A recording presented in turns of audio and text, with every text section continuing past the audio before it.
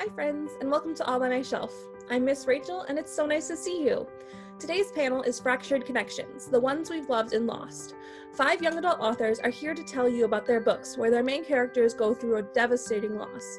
Whether it's a friendship breakup, a loss of innocence, or a death in family or friend groups, all of these books deal with it in such a beautiful way that I couldn't help it but ask these authors what exactly it took to make it happen on page. Those authors are Ashley Woodfolk, Ashley Schumacher, Rutendo Tavengerwei, Erin Stewart, and Alex Richards. If you're a Glenside patron, make sure you click the link in the description marked Glenside, which will take you to a page where you can see all of the e-copies are currently available for you to check out while at home. If you're someone who prefers a hard copy, don't worry, there's a form on there as well that you can fill out, which will tell me exactly which books to put on hold for you when the library is able to reopen. I hope you enjoyed this panel.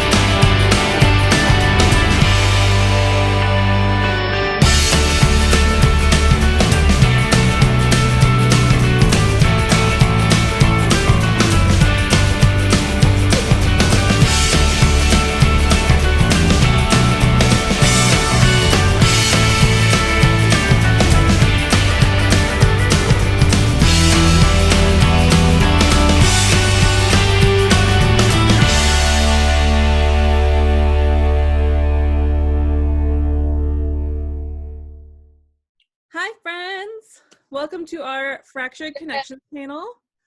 I would like to start by having all of you introduce yourselves and telling us a little bit about your book or books. Hi, I'm Ashley Woodfolk, and I wrote When You Were Everything. It is a story about 2 girls who were best friends but are not best friends anymore, and it's told in 2 timelines, the then and the now. Okay, I'll go next. I'm Erin Stewart. My debut book, Scars Like Wings, came out in October.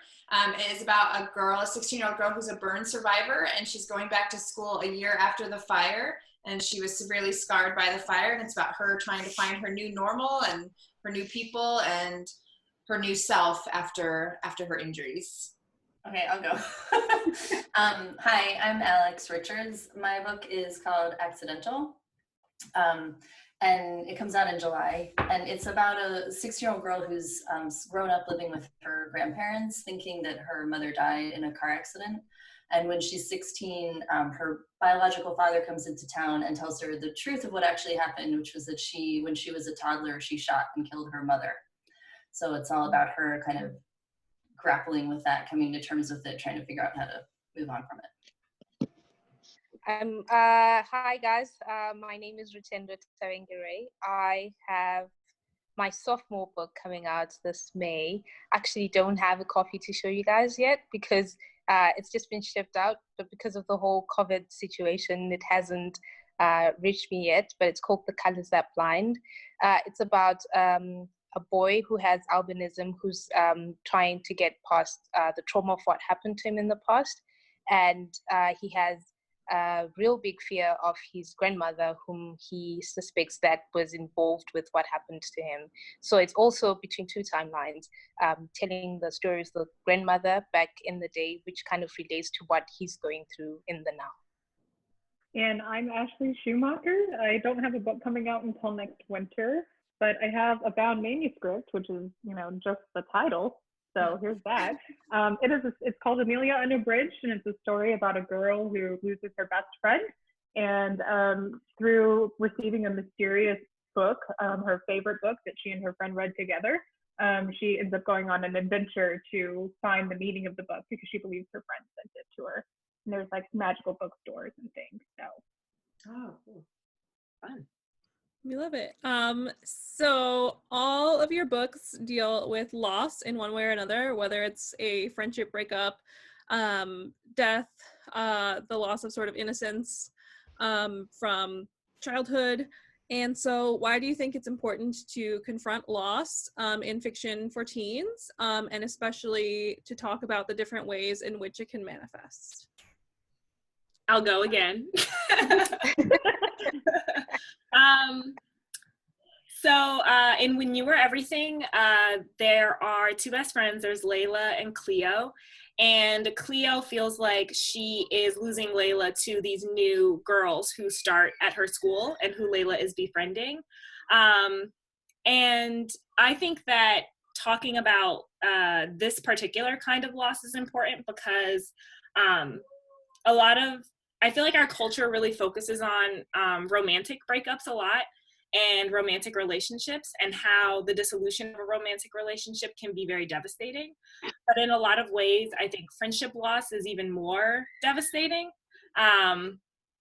just because, your friends are someone that you spend, especially when you're in high school or when you're young, you spend so much time with them and you sort of organize your entire universe around your friends in some ways. So yeah, I think that friendship loss can be more devastating in some ways than romantic loss, and we don't really talk about that very much. So that's why I think that it's important to offer that to kids. Yeah, I just wanted to add to that. When I heard what your book was about, like years ago when I first heard about what it was about, I was like, oh, that's so good, because I had a close friend in high school and we like broke up, because it feels like a breakup when you part ways with a best friend. Like it's awkward in the hallways, who's going to be your friends, who gets which friends, like, and it's something we don't really talk about, but most girls have gone through a friendship breakup, so I think that's really cool. I've been through a ton of them, and even as an adult I've gone through them, so I think it's an important thing to talk about, because the more you talk about something, I think it makes it more valid. And I've heard people say, like, I can't believe that, people call it a friendship breakup. Like, it's not a relationship, but like it is. So yeah. Since we'll just keep the order we have. Okay, so then Scars Like Wings. So the 16-year-old, her name is Ava, and like I said, she's a burn survivor. So she's lost pretty much everything. She lost her parents in the fire and her best friend / cousin in the fire. She also is severely scarred. So essentially she's lost her physical appearance, her physical identity, because her face looks very different because of skin grafts and surgeries and different things she's had to undergo. So she's lost a lot of things. She was a singer, and she no longer feels like she belongs on a stage because of the way she looks. So she's lost that part of her identity. So the whole book is really about how do we get back on our feet after that kind of knock you off your feet loss. And the reason I think it's important for teenagers, so most teens who read my book are not going to be burn survivors. A few are, and I love getting emails from them, but most are not. But I still think it is a valuable study in how we recover from trauma, because what is being a teenager than just like a series of losses, right? Like some of them may be big, like these characters are going through, but there's also a lot of little losses of like innocence, like Rachel said, or just different little things that you lose and you have to constantly recover from. And I think all of our books and books like these show teenagers, how do you do that? What does that look like? What are the tools and the skills you need to reinvent yourself over and over and over again after trauma, big or small? And in Scars Like Wings, Ava finds for her the big key is other people. She needs other people to surround her, and she needs to let them in and feel worthy of their love and then love them in return. And that's what really helps her reinvent and find herself again. And as a teenager, when I was a teenager, that was something that I needed to keep in mind, was that it is a constant process of loss and recovery and loss and recovery. And honestly, life is too, even as an adult. That's what life is. So that's why I think it's important. Even if kids haven't gone through these specific things, they can relate to the character's recovery process in it. Yeah, can I just say something really quick? I love that, because I do think the identity piece of it is so important, because when you are a teenager, you are doing so much work to figure out who you are, and all these different anchors that you have, like, your talent, like singing, or, you know, the way that you look, or the friends that you have. You sort of use all of these things to figure out who you are. And the loss of any of those things does sort of make you question your identity, question who you thought you were. And yeah, I think the other people piece is really important too, because Cleo has to learn basically the same thing, that even though she may have lost one friend, like there's still room in her life and in her heart for new friends. So I'll just go next. I mean, I feel the same kind of as Erin, that like most people that read my book Accidental probably will not have been through this situation, but I think that all these YA books, like, it's just, you're reaching out to people that you feel like they're the only ones going through something sometimes. I mean, at least I know that's how I felt when I was a teenager, and just to kind of feel that the emotions are, somebody else is also struggling with these emotions, like other people are going through loss and loneliness just like you, and just kind of trying to offer ways of outlet, like trying to show people ways that they can get through the loss, whether it's the loss of a friend or a parent or previous life, just knowing that whatever it is, like, kind of, we're all going through it. We're all going through something like this together in one way or another, and just showing like ways to get past it. I lost a couple people really young when I was in my teen years, and what I tried to address in Amelia, and what I didn't see a lot of, and what I think you guys are kind of talking about with identity, is that often when you lose a person, you don't just lose a person, you lose a plan. And so with Amelia, her best friend Jenna dies, and they were going to go to college together. She dies the summer before they were supposed to go to college together. And she struggles, yes, with missing her friend, but also the life they were going to have together, which I think also gets often attributed to romantic stuff, but can just as easily be platonic and just be best friends. And so I think it's really important that we bring this up, and that we write about it and we talk about it. Because I think in some ways books can prepare you for the inevitable. Books can prepare you for, like Erin was saying, it's like the way of life. Like, it's going to be a cycle of loss and grieving and then recovery. And so I didn't see enough of that before I was a teenager. So I was very blindsided by missing the person, but also missing everything that I thought would come after. And I think it's important to kind of understand that, like everybody's saying, you know, especially when you're a teenager, a lot of your identity is wrapped up in these people. And if they're gone for whatever reason, that can be just as devastating to your identity as it is to, like, losing the person and grieving the human. Yeah, I think it's also something that, you know, I think in YA particularly, we kind of overlook, and we think that kids don't go through things like loss, which is very sad, because then, like, I think it's Ashley who mentioned that a lot of these books really focus mostly on romance, and then they negate most of the other things that children also go through. And for me, this is actually, I hadn't noticed that until Rachel sent the questions, that this is the second time I'm actually writing about loss. In The Colors That Blind, which is coming out soon in May, the main character's name is Dumi, and he's going through the loss of his identity because of what happens to him. He's kind of lost a sense of who he is, and even in terms of him trying to now be something that he's not, so he can fit in, and thinking that he can be, if he's part of the swim team, then he'll be more accepted. If he speaks a certain way, if he wears certain clothes, then he's going to be more accepted, and just not accepting himself as he is. And also grieving the fact that before the traumatic event in his life happened, he was more accepting of who he is. So that loss of identity, and now trying to find it, and amidst also trying to fit in, which is something that I think a lot of teens go through, especially in this day where there's a lot that is on social media that you feel like you need to compete with, and there's a lot of rejection even publicly on social media and at school. The parallel story, which is focused on the grandmother, is actually a literal loss in terms of having lost someone, which is also something that I wrote about in my first book, my debut, which I think is, I think for me, having lost a couple of people growing up as a teen, it's something that I felt like I didn't have a lot of books that I was reading at the time that kind of addressed that. So it was kind of exploring how you can go through that a teen, because it's really a difficult time, and it's not just adults who get affected by loss.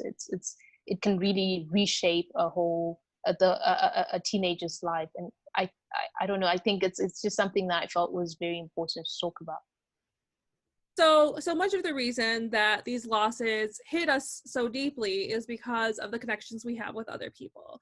And so in the shadow of these losses, new connections can emerge. And I know Erin already spoke to this about how Ava really recovers through other people. So can you talk about sort of like the supporting characters who come into play after that initial loss, and how the relationship between them and your main character sort of changed as you wrote and rewrote the book? I think like when you go through something traumatic, like seeing who is there to support you, like, you know, you throw everybody at the wall and like see who sticks, because really, like, there are some people that really want to be there for you, and some people are like, it's like maybe a bit much, or like, I'm going to take the other side or something. So I think like friendship, at least for my book, like her friendships with her friends were everything, like such a strong, like you really just see who is willing to be there for you through thick and thin, like no matter what. And in my book, like, she's been growing up with her grandparents who have basically been lying to her for her entire life, because they wanted her to grow up thinking that she wasn't responsible, like that she had nothing to do with it. So when she learns the truth, her grandparents actually really pull away, I think, because like their whole lie that they've spent the past like 15 years believing was the truth becomes, you know, just totally gets ripped out from under them. So instead of like being there and being supportive of her, like they kind of retreat, which makes it hard for her. So she ends up relying on her friends much more. And then like a love interest, like there are new people who show up who, you know, who didn't know you before. I think that's also something that's really important, is like, there are the people that knew you as the before person, you know, when, you know, before all these things went down, and then whatever kind of the inciting incident is. And then it's like either who sticks with you afterward, or like what new people you can meet that can sort of be there to help steady you through it. Yeah, in my novel, Cleo and Layla sort of have this, you know, this separation or this division that happens, and it unfolds very slowly over the course of the novel. But as it's happening, Cleo is meeting new classmates, or I guess spending time with new classmates. There is Sydney, who is a girl that she had tutored the year before, who kind of reemerges in her life. And then there's Willa, who is a very close friend of Sydney's, and the three of them sort of start to hang out. There's also a boy named Dom, who I am obsessed with. He is my little cinnamon roll. He's super sweet. He works at his grandparents' diner, and he loves to cook. And he's this guy who I wanted to make sure was sort of like a cherry on top. And like I wanted to make sure that the female friendship was first and foremost the most important thing in Cleo's life. Sort of the dissolution of one female friendship, but then the emergence of a new one. So I like to think of Sydney and Willa as sort of like the ice cream scoops, and Dom is just the cherry on top. Because yeah, like I think female friendship is so important and so affirming, especially the healthy ones. And I didn't want a boy to fix her problems. So yeah, those are my supporting characters. Yeah, I apparently did not have enough grief with one person, so I gave my main character another person who was grieving their own kind of loss. And I think it can be true to life in that way, because as much as, depending on the kind of grief, it can be very isolating. And so I think often like will call to like, and if you have people in your life that aren't grieving and that can pull you out, great. I think sometimes it takes somebody who's been through something either similar or, you know, adjacent to your grief that can speak to you in that time. So my main character, Amelia, ends up meeting the author of this book, that when she gets led to this bookstore that she thinks her friend has kind of summoned to after her death. By sending her this book, she gets to meet the author of this book, who's a young, also teenager, prodigy writing child that we're all very envious of. So he is also dealing with kind of grief. And I think that's true to life for me anyways, is that often if I'm going through something, I will gravitate towards somebody who's either going through the same thing or has been through it, fairly recently, because sometimes it's hard to take advice. And, if when I've gone through things, if I had to hear time will heal one more time, I was going to put my head through a wall. That's not helpful when you're in the midst of processing big emotions. So I think that changed a little through drafting for me. Just trying to kind of figure out the balance there of not wallowing in grief, but kind of together building each other up out of it. So. Yeah, I think for me as well, because mainly one of the things that Demi's struggling with is his relationship with his grandmother, whom he really suspects had everything to do with the terrible thing that happened to him, which is the cause of his trauma. I use that as an opportunity to kind of bridge that relationship and kind of have her share a traumatic experience with him, and kind of, because he feels isolated, he feels like, as most maybe we all have as teens, that we were the only person who was ever experienced that in the whole world. You feel very alone and that nobody understands you and stuff like that. And he is obviously going through that, and there's already a gap in terms of their relationship with the grandmother, and then there's also the gap in terms of the age group. So he also feels like she can't possibly understand what he's going through. So her sharing her story with him then helps him deal with his grief, because he's also grieving the loss of one of his dreams, which is swimming, that he seems to be not being able to get into the national team, which is one of the things that he really thought would define him.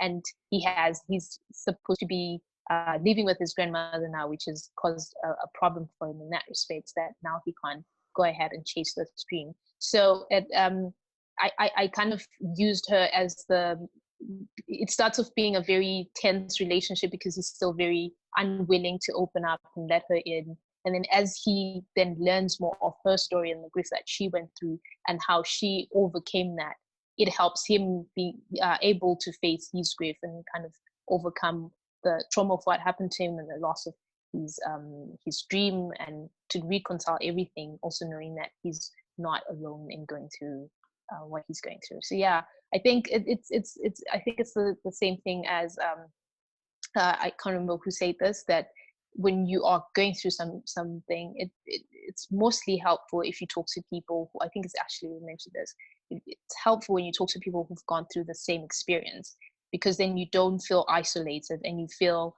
that somebody can relate to what you're going through and you can learn from their experience if there's something to learn, or they can help you to get through it with them. So you don't necessarily feel like the weight of the world is all on your shoulders. You feel like you have somebody to share it with, and hence maybe it doesn't make it completely easy to go through, but it makes it a little bit easier than it would have been if you were going through it all by yourself. Yeah. I think I'm the final one, right? Okay. In Scars Like Wings, one of Ava's big issues that she has to get over is she responds to her burn injuries initially by kind of withdrawing from the world because she doesn't want anyone to really see her. She gets tired of the stares and the whispers and all the things, how we react poorly to people that don't look like us. So she kind of withdraws, and she believes that no one's really going to ever see her as anything but the burned girl. So her big obstacle is letting people in. So we have all these side characters that come into her life, and she has to kind of choose one by one to let these people in and let them not replace, but fill the voids left by the people that she's lost. And that's hard for her, and she has to learn to do that. And a lot of it is because she has this belief that if she replaces them, or if she moves on or anything like that, then it's kind of like she's getting rid of the old people. She's not honoring them. She's moving on from them, and she doesn't want to move on from them. But there's a scene where she actually goes back and visits where her house was, and it's burned down. And she finally has the realization that moving on doesn't mean forgetting.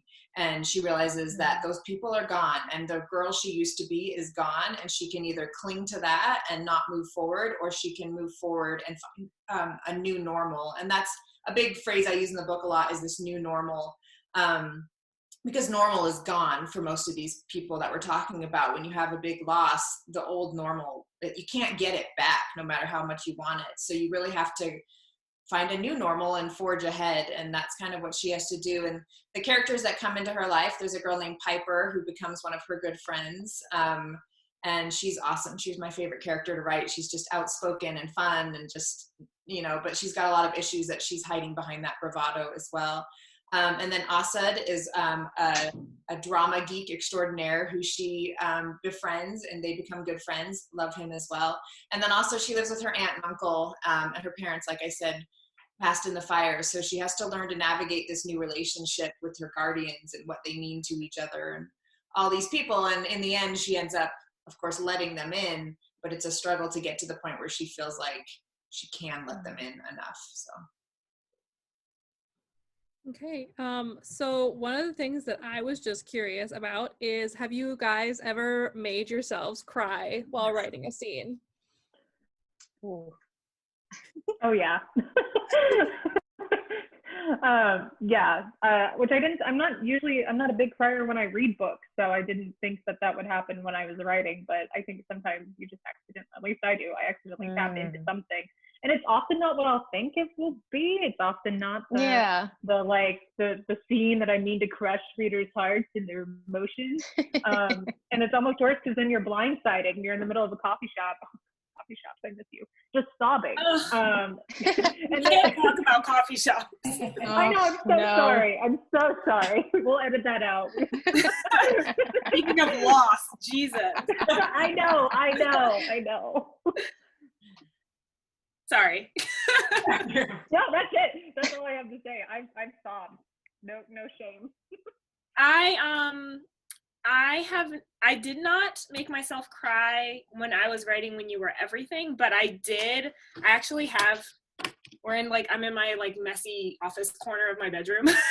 But when I was writing my first book, The Beauty That Remains, I totally did make myself cry a couple times.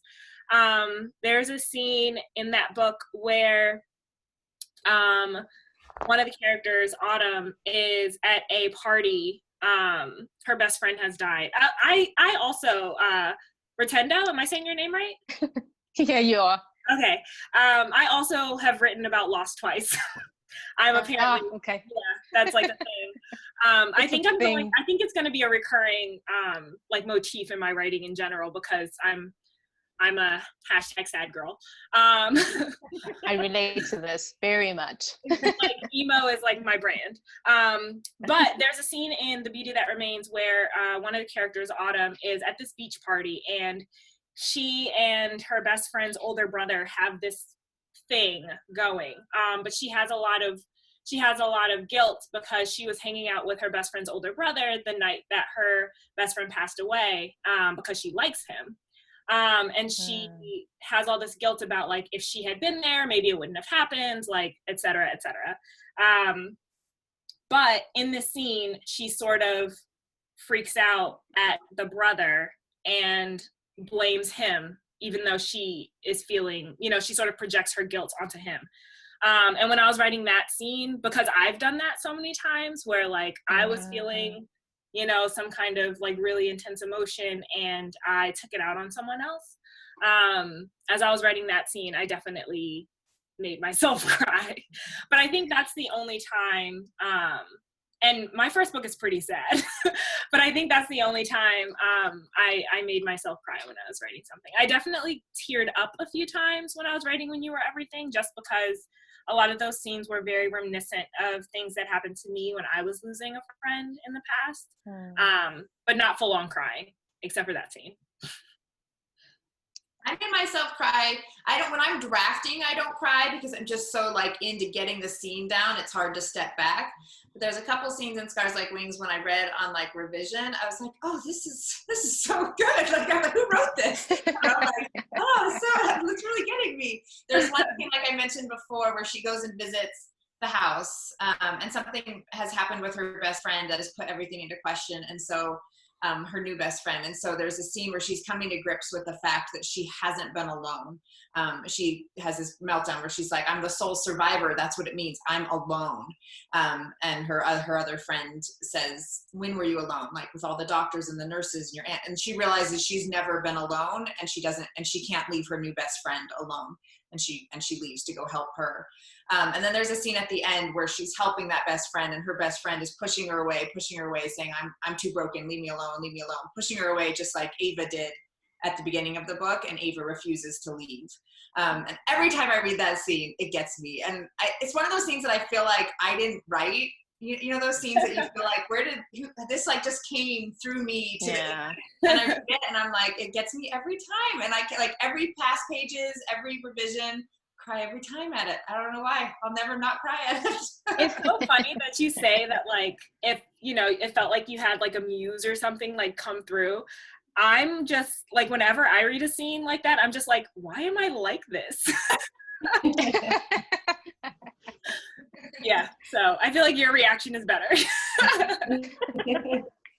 But it's also good, I think, the fact that I think it's something commendable, the fact that you made yourself cry. Like you read that and then you found it very profound. I think then it also means probably that when us, the readers, read it, it might have the same impact, because if it got to you, there's a bigger chance that it will also get to us, I think. So kudos for that. Yeah. Should I just go then? Let me just, I might as well just keep going. Yeah. So for me particularly, it was, I think because with my first book, it's also quite sad. But I don't remember crying at all when I wrote or during revisions. But with my upcoming book, I did cry several times, and I'm not a crier. So this was more like, it was me crying at the fact that I was crying and being shocked that I'm crying at the same time, crying at the story, crying at everything. But it was quite a refreshing experience for me, because I felt like I was more in tune with how I was feeling. But that's also because the story itself is based on a true story. So even though I adapted it so that a lot of it would be changed, it was during my research that I'd go and then I'd find out, oh my gosh, these people actually went through all these terrible things. And then when I translate it to page, it would just really get to me. And also during revisions, when I would read it, I don't know so much that it was because of the writing itself, but just it hitting you that somebody went through this. And some of it I could relate to, especially with so the part that's based on the true story is a grandmother's story, because it's based in pre-colonial Zimbabwe, which was Rhodesia at the time. And so it's like during a time of war, and she's losing people, and she's also kind of like struggling with which sides to be, because she's working with people who have colonized the country, but at the same time she has to go back home and be with her family. So she's kind of in between sides, and she doesn't know which side to really belong to. So, and then on both sides, these people are fighting, and then she's losing people on both sides. She doesn't know how to exactly to grieve, because, you know, it's people from separate sides. So it was very difficult to kind of read that, and also the things that people were going through during those times, of kind of like injustices and stuff like that. So just putting that on paper was kind of like very heavy for me at times. And I went through several calls with my editor asking her for more time, because I just couldn't speed through it. And I thought I needed to do the writing justice and slow it down and go through it. Also kind of like, it felt like I was grieving on my part as well, because some of the people in the story are people that were very close to my dad. It was a story that I heard growing up from my dad, and then decided to write about it. So it was me grieving that he saw this happening as well. So it was just a very emotional book to write. But I don't think it's as sad as the first book. People have told me that the first book was very sad. So I'm hoping that as much as it made me cry, it won't be a sob story overall. Yeah. You know, it's interesting because everybody says my first book is sad. My second book is way worse, in my opinion. But I find it interesting that we've all kind of said that we seem to, I think Ashley calls it a motif that we seem to all come back to. And for me, like, weirdly, grief is inherently hopeful, especially if we're writing about it. I feel like the natural arc is that you will move on, you will recover. It'll be a new normal. But I don't think of my first book as sad, and everybody says sad. Because I, you know, and I think that's maybe the nature of grief too, is, you know, I think that's why we cry when we write it, but maybe look back on it as, you know, not inherently upsetting, or like, you know, it can be emotional, but I think, I don't know, at least for me, I think that the hope at the end is like my catnip. Like, it's why I read sad books, because in the end it's more hopeful than where I started. I was talking to Justin Reynolds this morning, who's a friend of mine and also an author. He wrote The Opposite of Always. But Justin and I, we always talk about how, you know, like, we're like these emo kids or whatever. We're like sad all the time. But I was just texting him about just like how he was handling everything, because he has a lot of feelings the same way that I do. And he said this thing that I told him I was going to put into a book. But he was basically just talking about how people who have a lot of feelings experience the extremes on both sides of the spectrum. How you can have the highest high and you can't give up the lowest low without also losing that. And then he also said, he said, hope is for, no, what did he say? He said, happy people don't need hope. That's just for us. And I was like, that. I'm putting that in a book.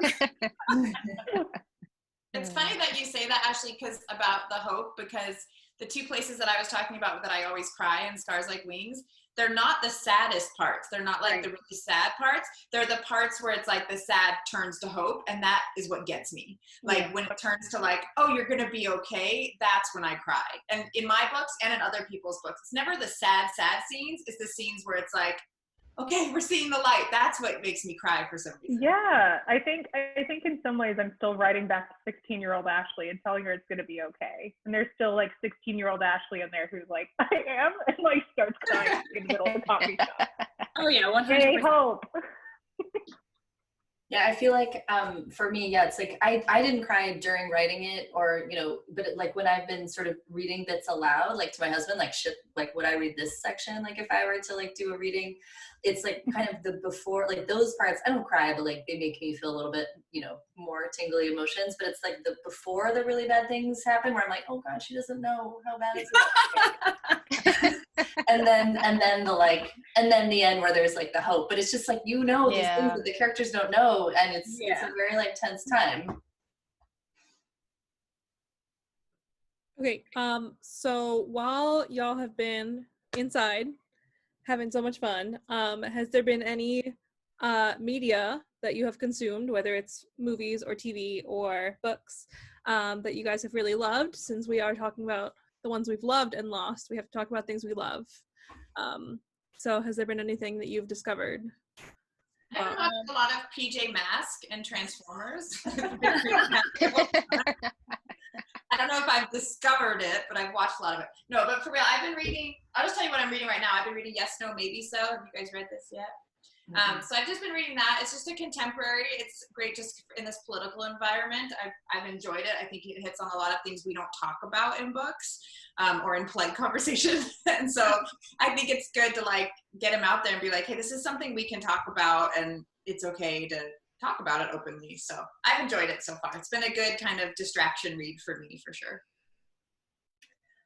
I just recently noticed that Amazon has a lot of really good 80s movies. So I've been working my way through some like warm blanket 80s movies just to distract myself. But yeah, like as much as like we've all written these kind of like heavy books, I'm reading lighter. Reading a little bit lighter right now just to get out of my head. Yeah, I feel like I've been watching a lot of rom-coms. There's one on Hulu right now called Plus One that I loved. I rewatched Notting Hill, which remains like top 5 rom-coms of all time. Oh, definitely. Although You've Got Mail. Oh, You've Got Mail. Just like pure delight. And then something that's sort of on, I guess, like the darker side, I've been watching Little Fires Everywhere, which I totally read the book when it came out like 4 or 5 years ago, whenever it came out, I can't remember. But I didn't remember a lot of the details, and I think the TV show is so well done. Just like really important conversations around race and privilege, but also very superbly acted, and they actually use teenage actors for the teenage characters, which like never happens. So there's a lot to like about that show. And I pre-ordered from my local indie, Phyllis Grant's. Phyllis Grant is this, I don't even know what to call her, but she had this blog called Dash and Bella, and she basically just like wrote, it's a cooking blog, and I'm not even like somebody who is really into cooking, but her writing was so beautiful that I would just like read her cooking blog, and I have used a couple of her recipes, but she just had a memoir that came out called Everything is Under Control. And I pre-ordered that, and so I just got it yesterday, and it is gorgeous. I just love her writing. The memoir is told in like these sort of like vignettes, so it's super digestible. As someone with a 10-month-old who I'm chasing, like I can read like 2 pages and get like a full like chunk of the book, and then like put it down and not be completely confused the next time I pick it up. So that's really helpful, and it has recipes in it. And her recipes are so inventive and like different. So yeah, Everything is Under Control, something I'm really enjoying right now. I just finished binge watching with my friend that I'm living with right now, Money Heist on Netflix. I was a bit slow to catch up to it because a lot of people have been talking about it for quite a while, and I hadn't watched it. And we just decided, let's see what the hype is about. And we thought we'd watch it over several weeks, but like in 3 days we're done. And I think it has 5 seasons. So you can kind of tell the amount of binge watching that we did.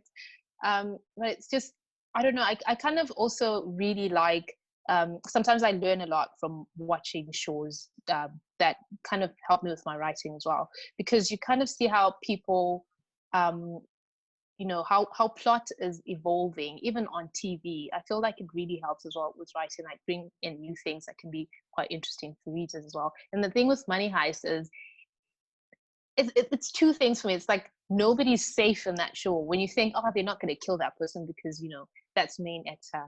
And then next thing you know, the person's gone. And then there's always something that you don't expect, like an unexpected twist that's always around the corner.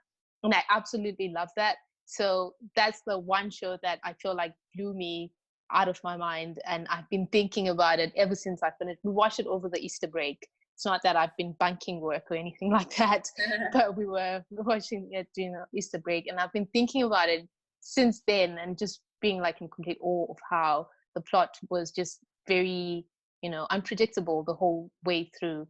But I'm also kind of, I just finished reading, rereading The Fault in Our Stars.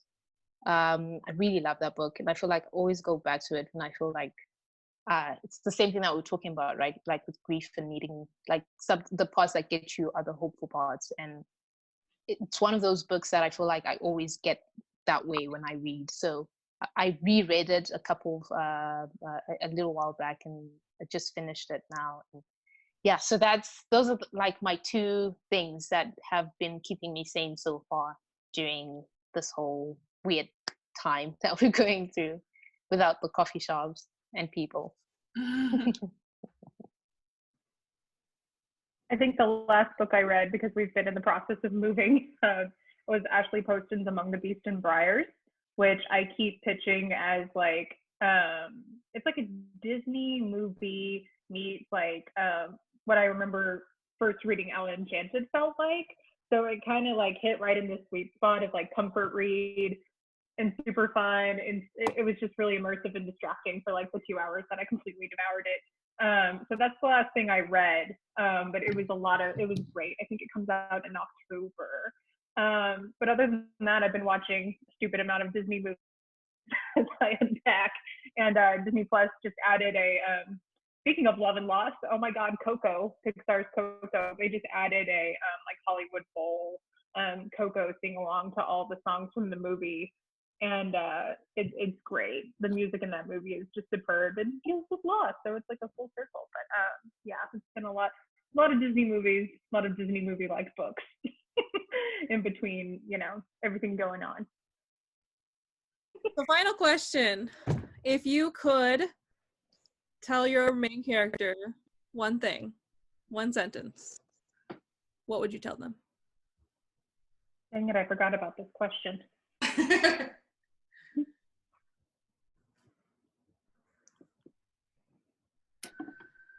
I think that I feel like the tagline of my book is what I would tell them.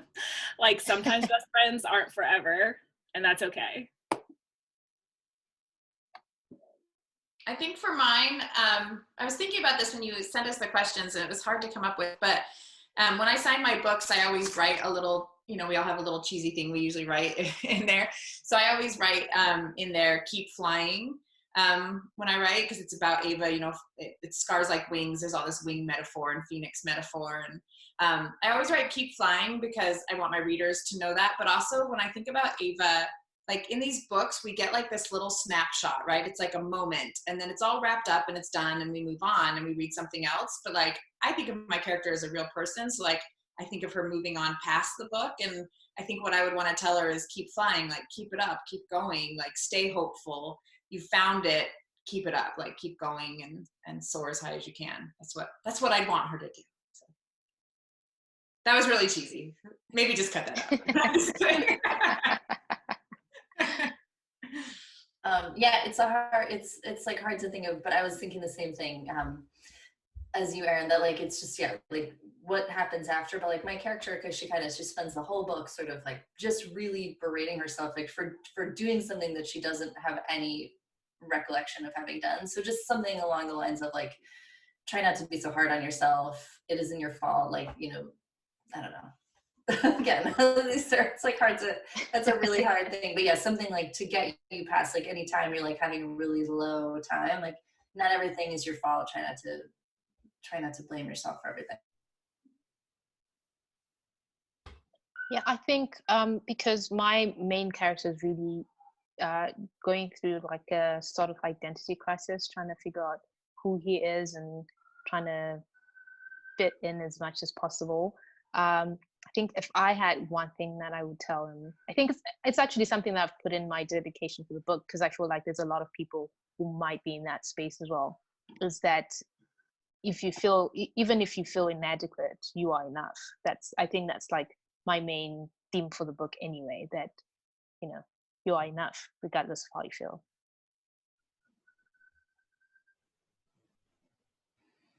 Oh God, is it my turn? I think I'm going to steal Ashley's and use the tagline, even though I don't know if I'm supposed to say it yet, but I'm going to say it because I have nothing else to say. It's never too late to start the next chapter, which is great because she's a big reader and, dealing with some grief things. So thank you, kind marketing humans at Wednesday who are geniuses who answer things for me. Yeah, and on the inside of mine, like the first line of the flap copy is, you can't rewrite the past, but you can always choose to start again. Oh, that's beautiful. Let's go with that one. Marketing people. Thank you, publishing humans. Well, thank you all so much for taking time out of your day. This was wonderful. Thanks for having us. Thank you, Rachel.